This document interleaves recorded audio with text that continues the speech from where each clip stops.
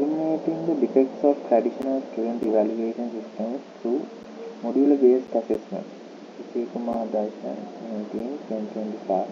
Abstract. Traditional student assessment systems, predominantly reliant on high-tax term N examinations, often fail to provide a comprehensive evaluation of learners' progress.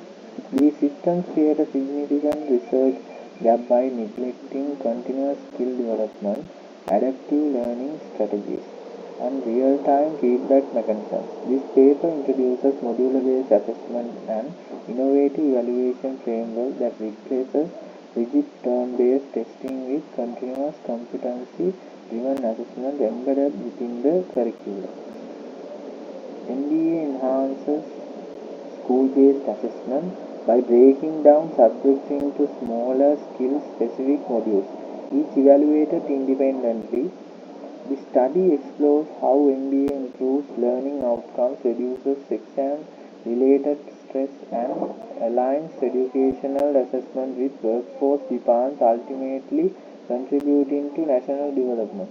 Introduction. Education is the backbone of socio-economic development, fostering innovation, human capital growth, and national competitiveness. However, traditional assessment systems centered around term N exams have several critical flaws. Encourage rote memorization rather than deep understanding, fail to identify learning gaps early, leading to cumulative deficiencies, increase student stress, negatively impacting performance.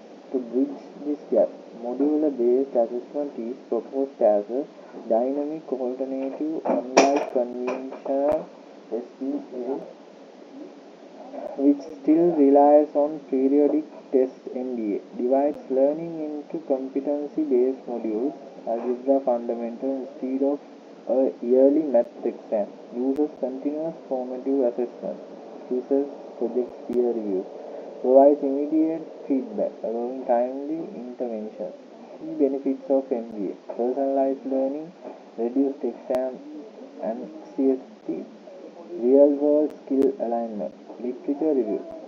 Limitations of traditional term-based assessment. Existing research highlights critical weakness in conventional assessment models. One-size-fits-all approach fails to accommodate diverse learning phases. Delayed feedback prevents timely corrections. Exam-centric culture promotes short-term memorization over long-term retention. Example, in Nigeria, WAEC and NECO exams dominate secondary education, yet many students struggle with foundational skills despite passing. The case for modular-based assessment, MBA addresses these gaps through micro-assessments, competency tracking dashboards, adaptive remediation.